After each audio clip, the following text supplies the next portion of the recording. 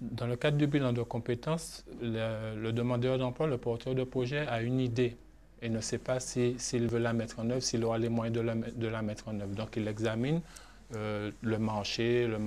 son environnement socio-économique avec un référent qui est en général un psychologue du travail et voit s'il peut mobiliser des compétences par rapport à son parcours pour mettre en œuvre son projet. Tandis que l'évaluation préalable à la création d'entreprise, la personne est déjà passée de l'idée au projet lui-même. Donc il sait déjà un petit peu sa situation financière, quels sont les apports qu'il devra apporter, il sait déjà s'il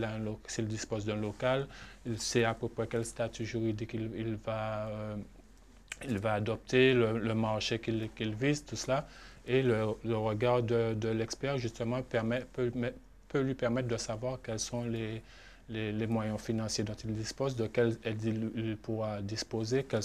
à quelle porte il pourra frapper, s'il pourra disposer de subventions, et de voir un petit peu si vraiment son projet est fiable et viable.